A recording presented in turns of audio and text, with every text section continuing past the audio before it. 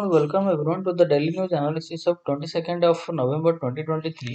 तो आज की important article one by one देखते हैं।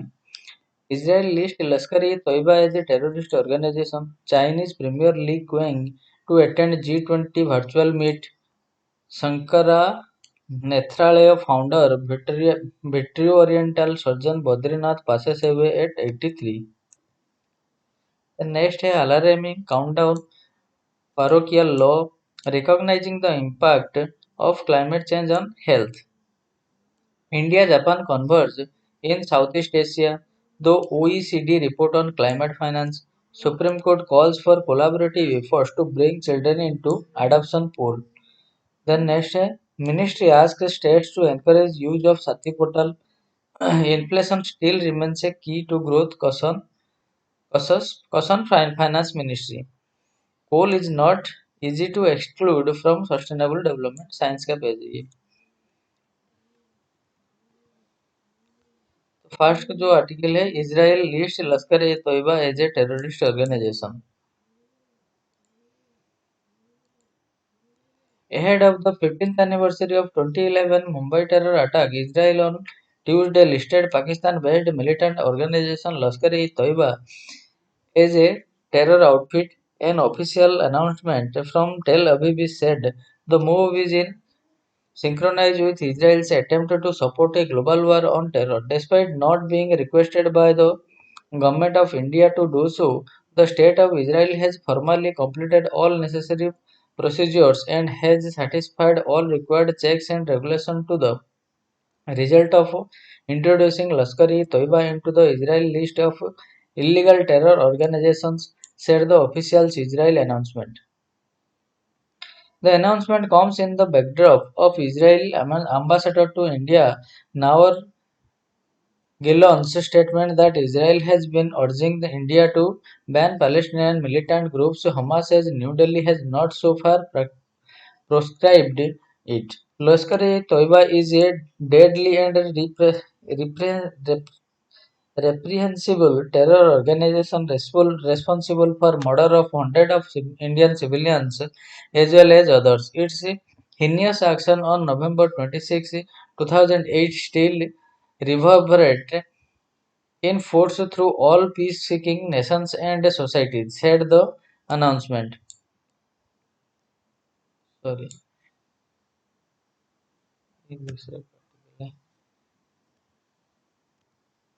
The next जो है Chinese premier Li Qiang to attend G20 virtual meet.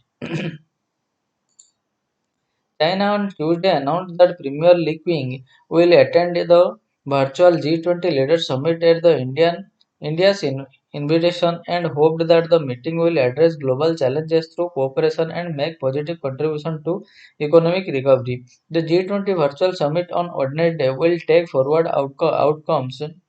key outcomes and action points formed up at the annual conclave of the grouping in September under India's presidency, the Ministry of External Affairs in New Delhi said in a statement.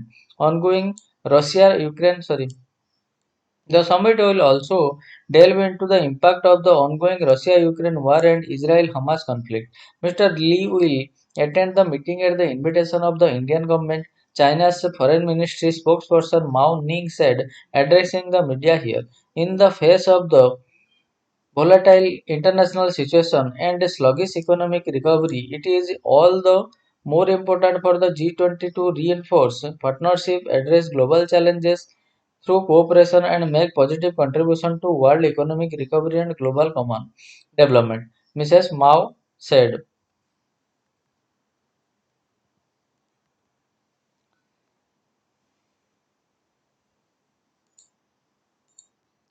China hopes that the virtual summit can pull consensus and send a positive signal to this end. She said the summit is also expected to push for the effective implementation of various decisions taken at the bloc's annual summit in New Delhi over 2 months back. Leaders of all G20 members, including the chair of the African Union, as well as 9 guest countries and head of 11 international organizations, have been invited to attend the virtual summit.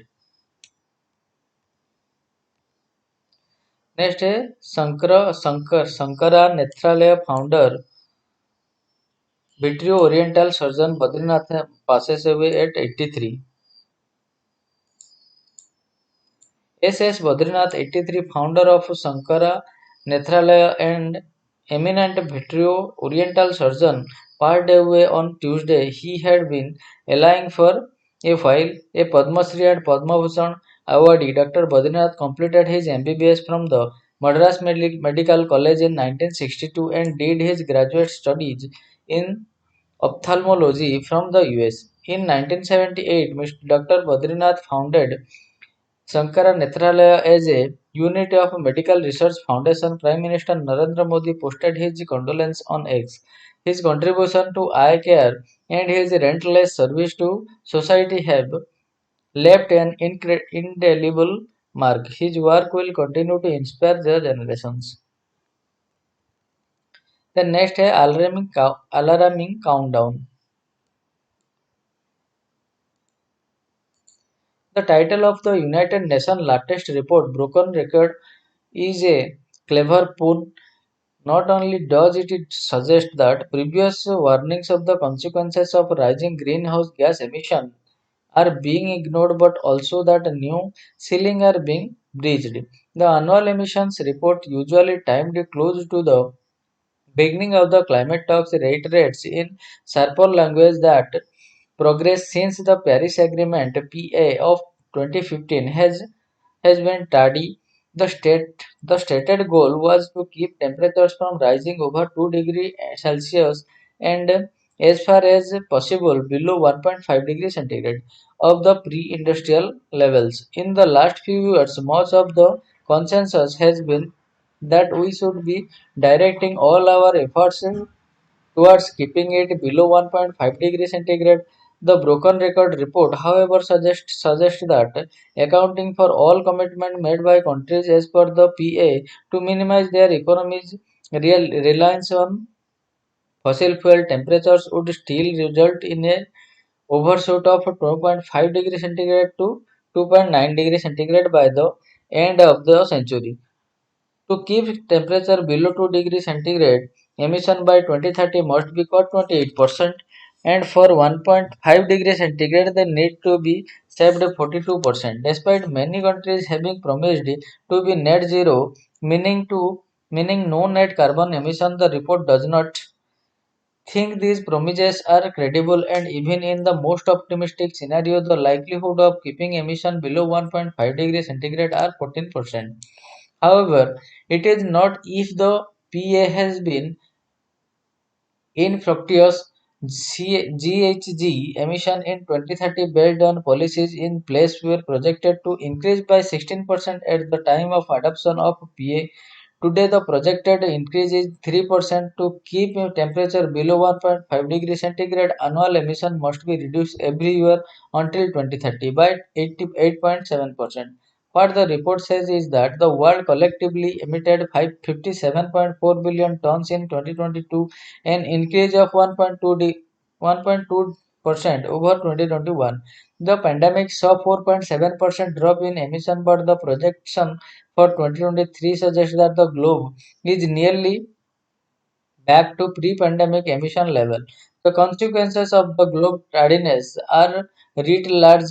As of October this year, 86 days were recorded with temperatures over 1.5 degree above pre-industrial levels. September was the hottest recorded month ever, with global average temperature 1.6 degree above pre-industrial level.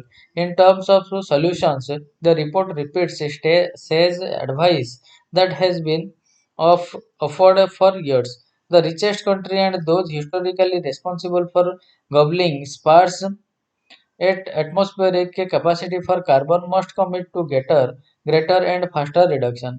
While legalese and nitpicking have been characteristics of climate summit, little time remains for the world to get its act together.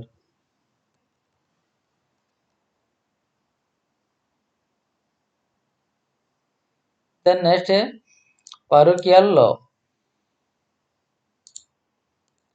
The Punjab and Haryana High Court has done the right thing by quashing The Haryana State Employment of Local Candidates Act 2020 that provides for 75% reservation to state domiciles in the private sector in jobs that provide a monthly salary of less than 30,000. The court stated that it was beyond the purview of the state to legislate on the issue and restrict private employers from recruiting people from the open market. It also held that the act was violative of equality guaranteed under Article 14 and freedom under Article 19 of the Constitution. The court said that by allotting 75% reservation for locals, the act militates against the rights of citizens of the rest of the country and that such acts could lead to other states coming up with similar enactments. In effect, putting up artificial walls throughout India, it argued that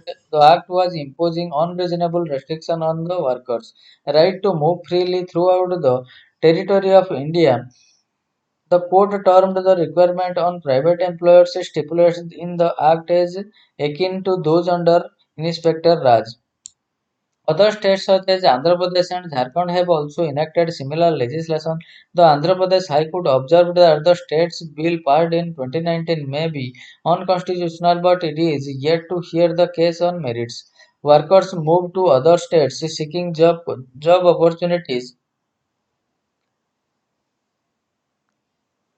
that are relevant to their skills and abilities. If states build walls and impose restrictions that prevent job seekers from other states from accessing opportunities, citizens of poorer states will have to eke out a living within their own regions. This will affect the economy of the entire country, while legislation that seeks to reserve blue collar jobs for locals is problematic and unconstitutional. There is a reason why there is resentment among locals in better off states over their jobs being taken up by migrant workers and which has compelled their governments to come up with the knee-jerk protectionist measures.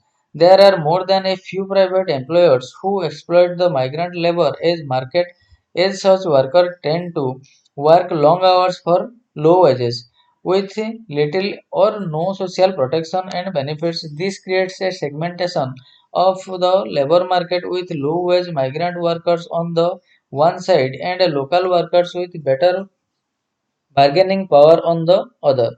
If states are truly concerned about protection worker rights, they should ensure that migrant workers in all establishments enjoy basic labor rights that are legally due to them, thereby creating a level playing field for all workers. This will also be a curb on exploitative practices by employers. Protectionism in the labor market is not the answer. The next is recognizing the impact of climate change on health. As India gets ready for the 28th Conference of Parties to the United Nations Framework Convention on Climate Change COP28, it is important to examine how climate change affects the country's health. India's inadequate health system make our population particularly vulnerable to the impact of climate risk on health. Climate change affects health directly, causing more sickness and death in more indirect ways. In it affects nutrition, reduces working hours, and increases climate-induced stress. The precipitating factors continue to be unrelenting. One's estimates suggest that if global temperature were to rise by 2%, 2 degrees centigrade, many parts of India would become uninhabitable. All nations during the Paris Agreement agreed to cap the rise in temperature at 1.5 degrees centigrade. Clearly, we have failed this year. 2023 saw the highest temperature and heat waves in recorded history. The situation is likely worsen for the planet. Climate emergency, extreme heat, cyclones, floods are expected to occur with increasing regularity. These will interfere with food security and livelihoods and sharpen health challenges. Double burden. The double burden or of morbidity that India faces from uncommunicable and non-communicable disease will be worsened by climate change.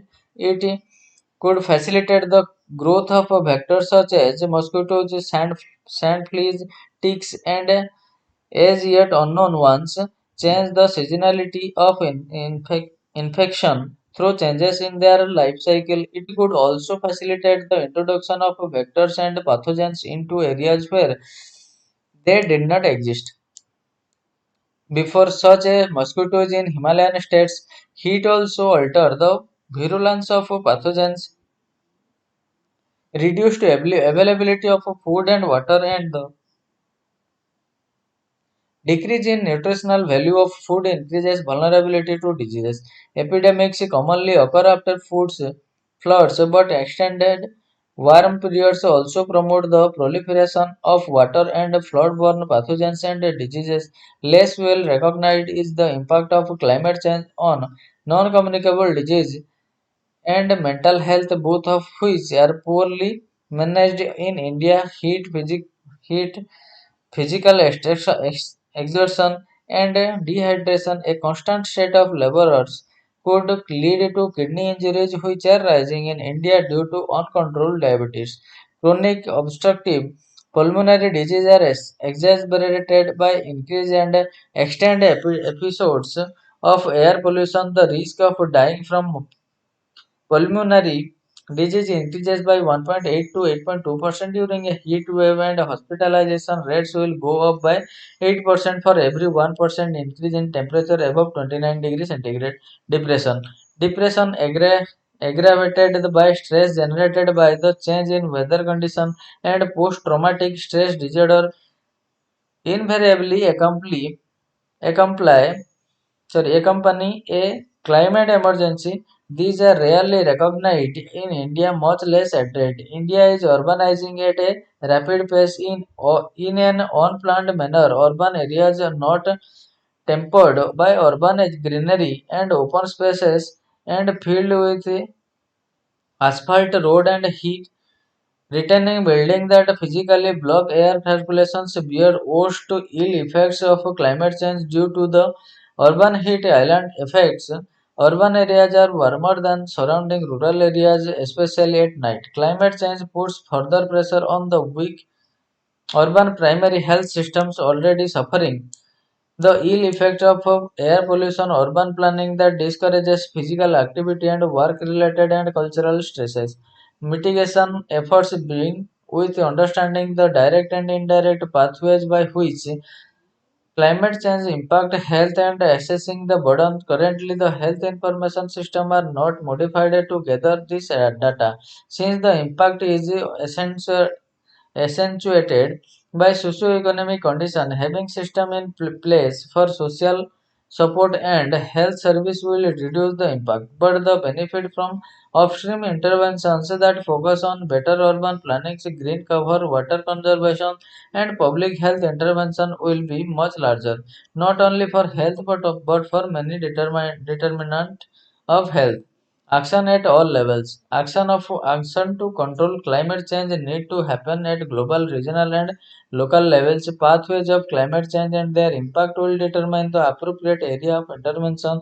To achieve this, India has to recognize climate change and its impact on health as a problem that can be and needs to be addressed. Researchers who work in this area and need to come up with policy options for action. National, state, and local government have to decide to act on policy options that have been generated by research. Only when the three streams of problematization, policy options, and political decision making come together is meaningful change likely to happen. It will be worthwhile to examine if these necessary conditions have been satisfied before expecting a change in status quo on climate change and its impact on health.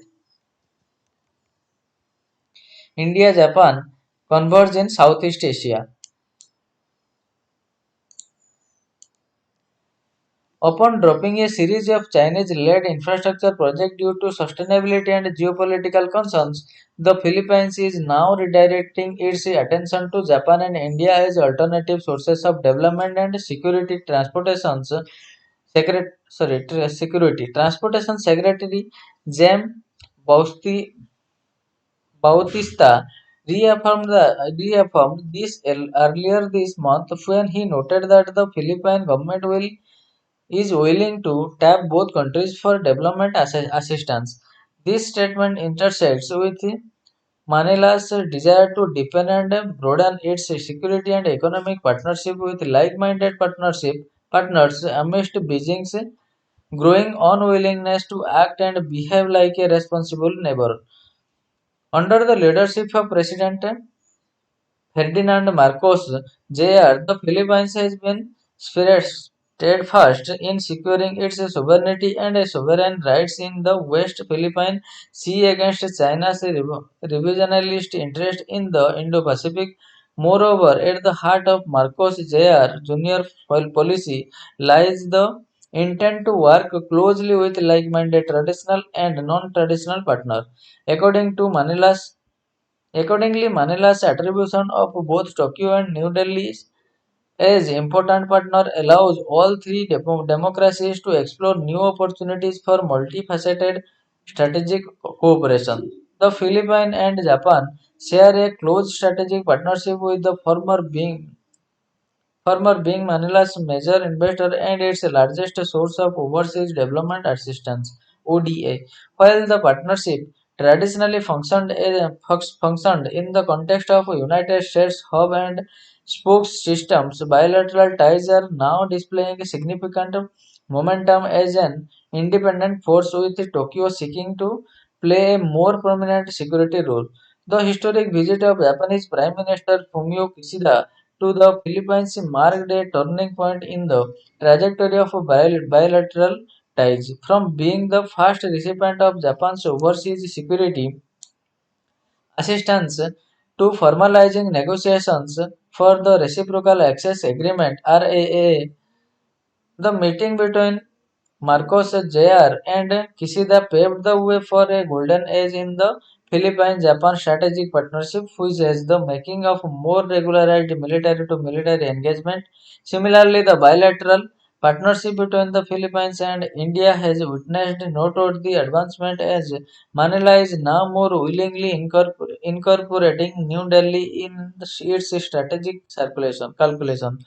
The past few months witnessed essential milestone in the burgeoning bilateral relationship encompassing the visit of Philippine Secretary of Foreign Affairs En- Enrique Manalo to New Delhi and a signaling of a memorandum of understanding between the Philippines and India Coast Guards, which will allow both sides to improve their interoperability in intelligence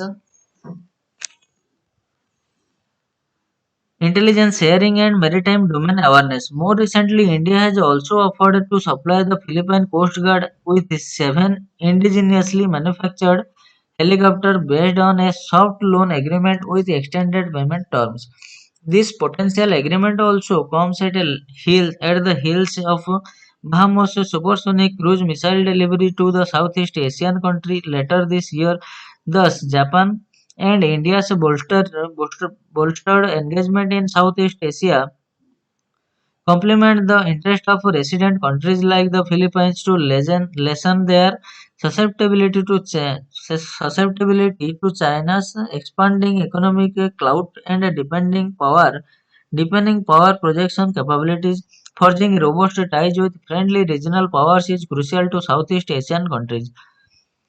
Hedging strategy, especially as the US-China competition continues to intensify. In fact, based on the authoritative state of Southeast Asian survey of 2023, Japan and India are the top two choices of Southeast Asian countries for alternative Indo-Pacific strategic partners. Therefore, the contemporary structural conditions serve as an opportunity for Japan and India to operationalize their shared vision For the Indo-Pacific, the India-Japan Special Strategy and Global Partnership is best defined through the robust ties they share. In terms of security, New Delhi and Tokyo constantly engage in variety platforms ranging from regular bilateral military exercises and 2 plus 2 meetings to multilateral frameworks such as the Quad and the G20. Both countries share similar threat perceptions and increasingly assertive and disruptive China. Beyond defense cooperation, New Delhi and Tokyo have also embarked on a third country cooperation model in the Indo-Pacific and beyond. In 2017, Indian Prime Minister Narendra Modi and his former counterpart Shinzo Abe welcomed a collaborative effort in establishing industrial growth and development network access across Asia and Africa, creating the Asia-Africa Growth Corridor. While the project eventually slowed down due to geopolitical turbulence and this economic constraint posed by COVID-19 pandemic, both countries have recently explored a new third country cooperation model throughout the region. Among them are the emerging trilateral partnership between India, Japan, and Bangladesh, and a similar framework between India, Japan, and Sri Lanka. According as Accordingly, as India is significantly deepening and broadening its ties with Southeast Asian countries such as the Philippines, New Delhi should consider taking its third country developmental model with Tokyo into the sub-region of Greater Indo-Pacific at a time when resident countries are looking for alternative sources of development and security amidst the polarizing dynamics of the US-China power competition. The next is the OECD report on climate finance.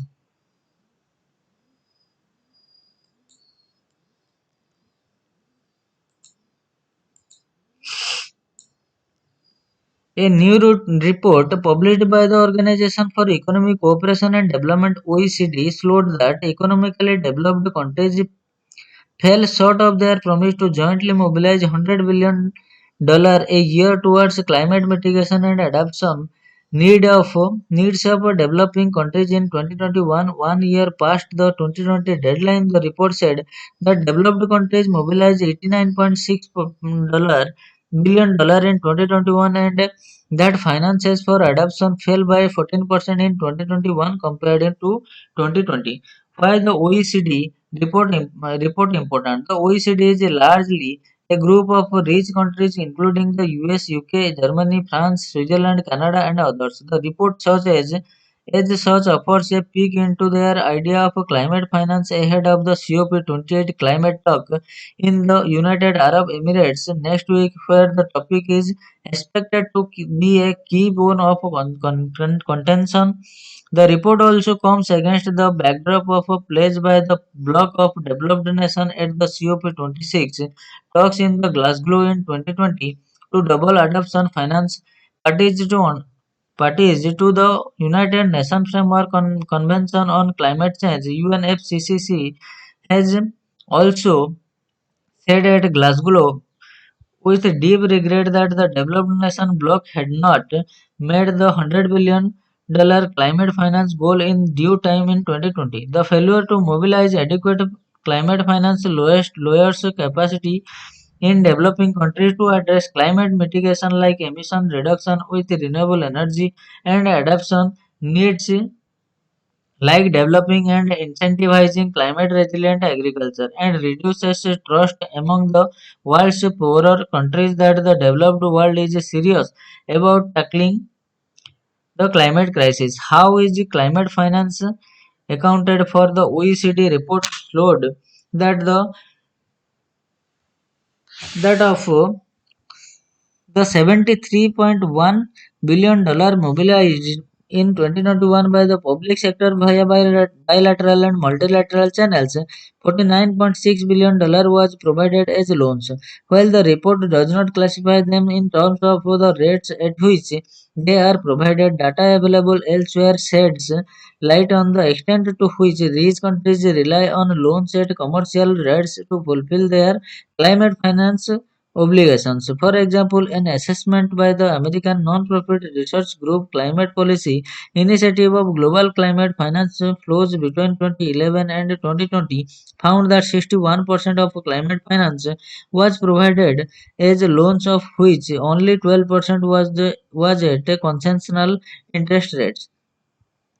So when the OECD report states that two-thirds of public climate financing was provided as loans, it means the condition attached to such financing could further exacerbate debt stress in poorer countries. This is also a critique of the OECD report as it considers loans at face value, not the grant equivalent when arriving at the total climate finance figures. This means that while poorer countries sell out money towards repayment and interest, the loan is still counted as climate finance provided by developed world. What is additionality? Another issue in the OECD report pertains to additionality. The UNFCCC states that developed countries shall provide new and additional financial resources to meet the agreed full cost incurred by developing country parties in complying with their obligation under the convention. This means that developed countries cannot cut overseas development assistance (ODA) in order to finance climate needs because that would effectively rob Peter to pay Paul. In real world terms, it would mean cutting off support for healthcare to reallocate that money to, say, install solar panels. The new and additional finance also means that developed countries cannot double count. For example, a renewable energy project could contribute to both emission reduction and overall development in a region. However, as per the United Nations Convention, donor countries cannot categorize such funding as both ODA and climate finance because it would not fulfill the new and traditional criterion, yet they do. A few years ago, European Union officials admitted double counting development aid as climate finance. What count as climate finance? At present, there is no commonly agreed definition of climate finance because developed countries have endeavored to keep it vague. For example, at COP27 in Egypt last year, Australia and the UK even sought to end discussion to define climate finance in the run-up to the COP26 in Glasgow. The US led an effort to block debate on a common definition alongside Switzerland, Sweden, and some other developed countries. The lack of definitional clarity has reportedly led to ridiculous situations like the funding of chocolate and gelato, gelato, gelato stores across Asia and a coastal hotel expansion in Haiti being tagged in the favor of richer countries because it leaves the doors open to arbitrarily classify and funding including ODA and high cost loans as climate finance and escapes the scrutiny that a clearer definition might bring there. Therefore, while developed countries can claim they have provided billions in climate finance, the actual flow need to be checked to know whether they went into climate mitigation and adoption in developed countries or something else. How much financial assistance do developing countries need? The latest OECD report claims, based on preliminary and yet unverified data, that the $100 billion goal was likely made in 2022, but the data is neither finalized nor published, and the advisable tax away is susceptible. It is also important to note that the figure of $100 billion came out of the thin air as the COP 15 talks and is not based on an assessment of how much climate investment developing countries actually need. The OECD report added that by 2015-2025, developing countries are estimated to require around $1 trillion a year in climate investment, rising to roughly $2.4 trillion each year between 2026 to 30. The 100 billion goal the $100 billion goal pales in the comparison, dwarfed further by the fact that it remains unmet.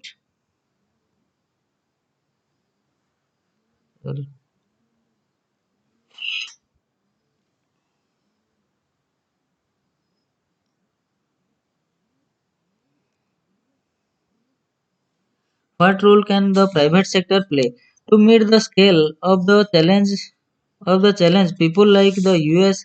climate envoy John Kerry and World Bank President Ajay Banga have routinely emphasized the role the private sector could play. But the OECD report itself too could water on such hopes, showing that private financing for climate action has stagnated for a decade, while the public funding from multilateral channels, both multilateral development banks and multilateral climate funds, increased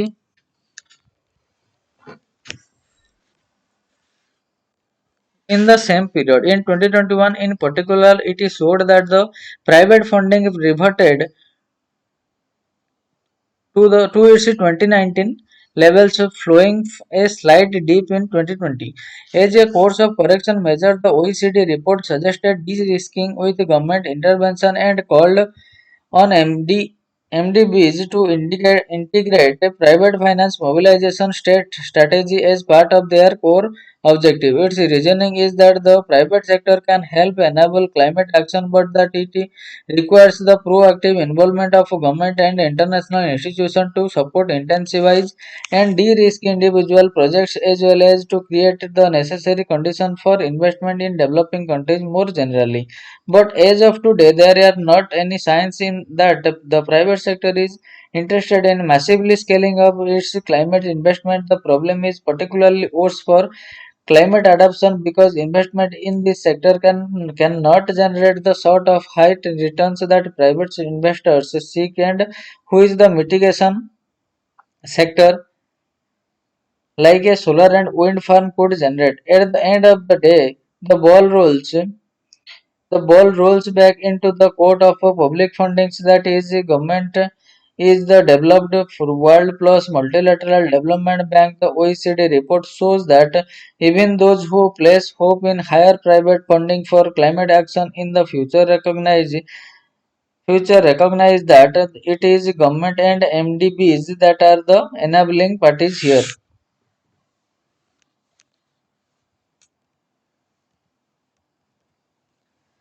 Then next, Supreme Court Supreme Court calls for collaborative effort to bring children into the adoption pool.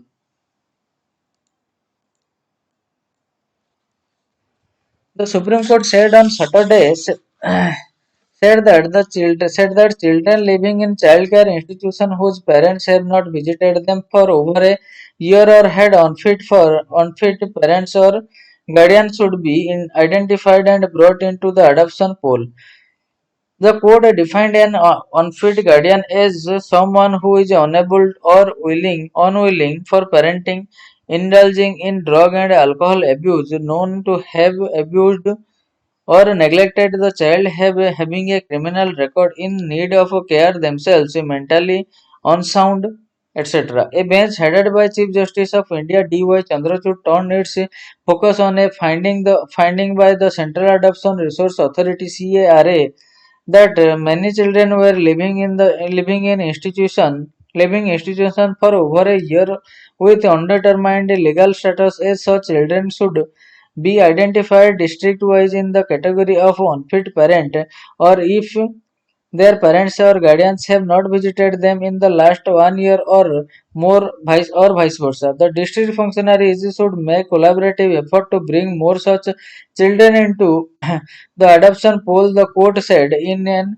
11-page order published late on November 21, the court ordered the states and union territories to bring to being a bi-monthly drive to identify children in the orphaned, abandoned, surrender OAS category in the institution starting from December 7, 2023. The court also directed the states and union territories to compile data on potential children for adoption, especially among those languishing in the child care institution. The hand over the details to the SARA directors and the secretary with the Ministry of Women and Child Development by January 31. It is imperative for the states to ensure registration of all OAS children in the district on the caring portal. The court said the bench highlighted the huge mismatch between children available for legal adoption and the number of prospective adoptive parents according to SARA online portal. The child adoption resource information and guidance system on or caring a state-wise breakdown of the figure provided by SARA represented by additional solicitor general Aishwarya Bhati showed that 2146 children were available for adoption as on October 28, 2023. As opposed to this, about 30,669 prospective adoptive parents have been registered in in-country adoption as of October 2023. They have to wait for between 3 to 4 years for getting a healthy and young child due to huge mismatch in the number of registered prospective adoptive parents and children available for adoption. Sorry. The order noted. Further, it also emerged in courts that out of 760 districts in the country, only 390 districts have specialized adoption agencies. Adding to these reasons for delay in the adoption process is the fact that the prospective adoptive parents prefer children up to the age of 2 for adoption. SARA tabulation indicates that 69.4% of the registered PAPs opt for children in the age group of 0 to 2 years, 10.3% in the age group of 2 to 4 years.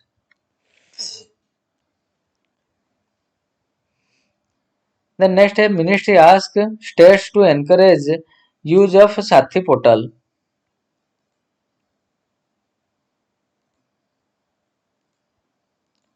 With the joint entrance examination for admission to the Indian Institute of Technology (IIT) and other engineering colleges only 45 days away, Education Ministry official on Saturday said they would write to all the states to encourage aspirants to utilize the newly launched portal Sathi self-assessment test and help for entrance exams. For exam preparation, the online coaching platform has been launched by the ministry and the IIT Kanpur. Sathi is an open learning platform available to students free. A barrier for students who could not pay to access any such training program has been bridged now. As Ganesh Director IIT Kanpur said, Sathi has launched a 45-day crash course for aspirants to test their levels of preparation. Sathi hosts live and recorded lectures, expertly designed curriculum, and doubt clearing sessions for students to brush up their knowledge. Professor Ganesh said nearly 5,000 students have registered on the platform. So far, the official said the goal was to reach a lakh students. The portal uses artificial intelligence to interact with students and can be customized to each student's piece of learning. Sathi integrated AI chatbot help students align their learning needs. The initiative is in line with the national education policy with the goal to provide inclusive, high quality education even to remote parts of the country. Professor Ganesh added, Pan India mock tests are held every week, every weekend with the same look and feel adopted by National Testing Agency for conducting the JEE. Sathi host lecturers and video contents prepared by professors and students of the IITs and the All India Institute of Medical Science with national eligibility cum entrance test scheduled to take place in May. Courses for NEET preparation will be hosted soon, official said. Currently, digital learning material is available on the portal in English, Hindi, Odia, and Telugu.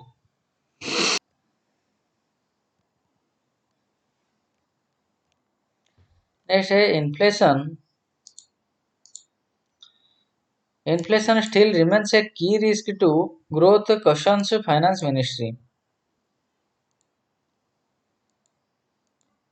Inflationary pressures have moderated, but price rise remains a key risk to growth, along with external financial flows that could affect the rupee's value and the balance of payment situation. The finance ministry said on Tuesday, asserting that the economy had been remarkably resilient amid a global slowdown. The ministry said private finance consumption expenditure had emerged as the strongest driver of growth this year, while domestic demand had been solid and fuller transmission of monetary policy may temper that demand. The ministry observed in its monthly economic review for October, excluding confidence that the center was on track to achieve the financial deficit target of 5.9% of GDP for the current year.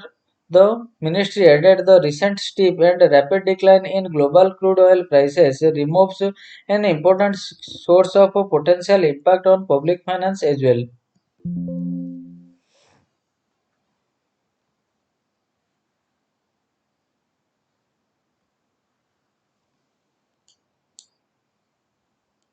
The rapid reversal of the rate hike expectation in the US and the slide in the US 10-year Treasury yield, coupled with the decline in oil prices, was good news for emerging markets.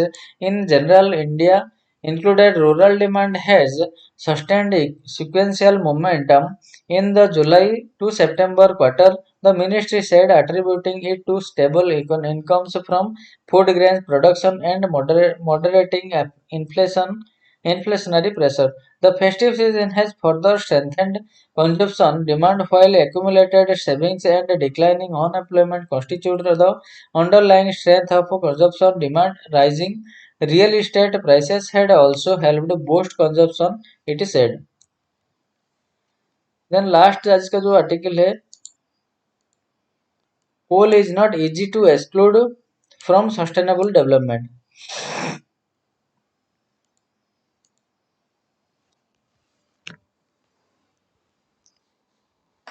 Fossil fuels produced 80% of the total energy supplied worldwide in 2022. Oil, coal, and gas accounted for 30%, 27%, and 23% of the world's total energy, while solar and wind energy sources together contributed only 2.4%. The per capita energy supplied in India in 2022 was 37% of the global average and only 26% of that of China. Therefore, India's energy need will continue to grow. Electricity security is achieved only by having a reliable and stable supply of electricity that can always match the demand at an affordable price.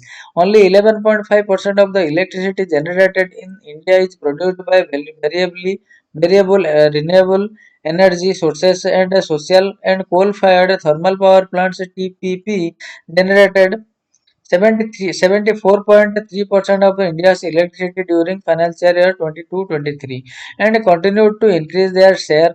The coal sector plays a vital role in infrastructure development and in the core sector industries which employ millions of people. Further, India's cumulative emission from fossil fuels and industry between 1750 and 2021 are only 3.3% of the total global of the global total, behind those of Europe 31%, US for 24.3%, and China 14.4%, fulfilling the development needs of 17% of the world's population. In India is also a fundamental duty to which we must attend or sustainable development would be an empty catchphrase. Against this backdrop, India must focus on increasing the efficiency of its TPP to reduce emissions while ramping up on clear energy and enhancing pumped storage to integrate more BRE sources into the grid. What is coal place? According to the Central Electricity Authority projection for financial year 32, India's national grid can absorb 924 TWh of electricity from renewable energy sources by adding 47 gigawatt of battery storage capacity and 27 gigawatt of pumped storage projects. Batteries will become cost effective only after 2030 and the tariff of Pitheads TPP are only 40% of the round-the-clock tariffs for solar plants backed by battery storage in India today. Further, any increase in battery storage capacity in India will require the import of critical minerals like lithium, cobalt, nickel, and graphite, which are controlled by other countries, mainly China, posing significant risk to China. India's energy security. 96% of the global coal used by TPP in India comes from domestic mines and is key to keeping electricity affordable in India. So the CEA projects that TPP capacity in India, which will reach 259 to 262 gigawatt for by financial year 32 from 212 gigawatt in financial 23.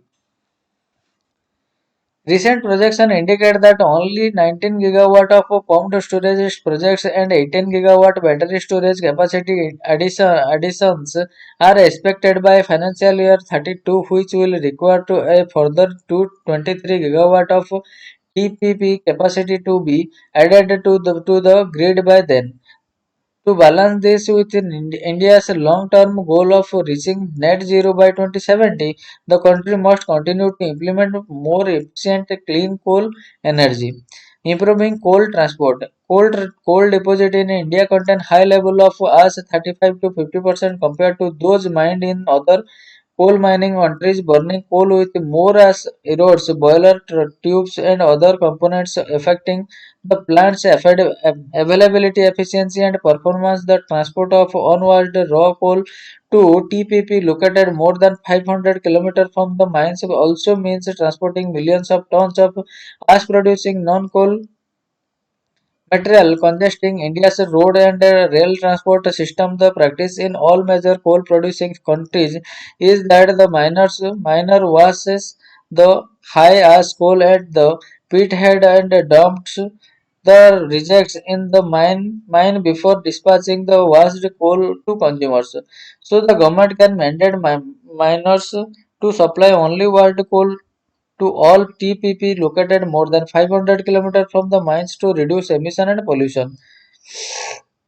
The coal washing cost can be fixed by the electricity regulator as a part of the tariffs determination process. The issue with it desulfur is Indians coals generally have less sulfur than that mined in other coals rich countries.